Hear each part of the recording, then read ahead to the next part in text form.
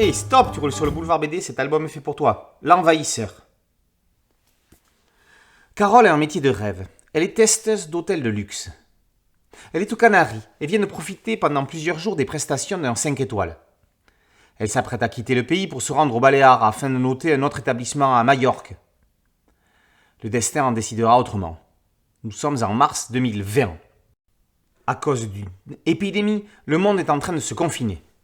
Lorsqu'elle rentre finalement à Bilbao, en Espagne, elle ne sait pas que le confinement va durer plus que les 2 semaines annoncées.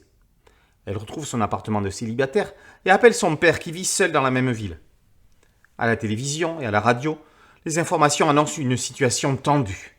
Le nombre de malades et de victimes du Covid-19 augmente. Les hôpitaux sont surchargés.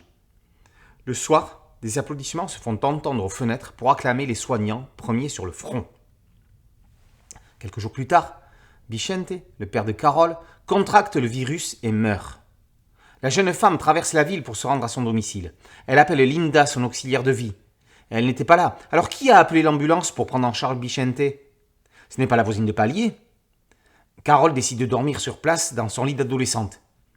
Le lendemain, elle se rend compte qu'elle n'est pas seule dans l'appartement. Un jeune homme fait la vaisselle. Il lui demande comment va son père. Cet individu, c'est Omar. Il a 18 ans et a dû quitter le foyer qu'il hébergeait. C'est en faisant des petits boulots comme porter des courses chez des gens qu'il a fait la connaissance de Vicente, qui lui a tendu la main. Maintenant que le vieil homme est décédé, que va-t-il advenir de lui ? En allant accomplir la dernière volonté du défunt, Omar et Carole vont apprendre à se connaître. Le scénariste, José Antonio Pérez Ledo, a imaginé cette histoire lorsque sa compagne est revenue de la visite d'un centre de formation professionnelle dans un quartier de Bilbao. De nombreux jeunes, SDF, hébergés par des foyers, sans papier, étudient le jour et mendient la nuit. Certains résistent, tandis que d'autres abandonnent. Des bonnes volontés en aident certains en marge des institutions. C'est ce rôle qu'il a donné à Vicente. Si Carole a voulu protéger son père en restant à distance, Omar a vu l'opportunité de rompre son isolement social.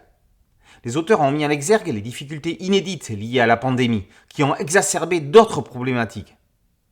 Dans une pure ligne claire en niveau de gris, Alex Orbe apporte toute la sensibilité de son trait. Le titre interpelle. Il est finement choisi. La couverture synthétise parfaitement le propos avec cette ambiance solitude Covid que personne n'oubliera jamais. La pandémie de 2020 a laissé des traces. Il y a eu des centaines de victimes. Il y a eu notamment dans la jeunesse des troubles psychologiques irréversibles. Il y a aussi des élans de solidarité inimaginables qui ont permis d'imaginer des histoires poignantes comme celle de cet envahisseur.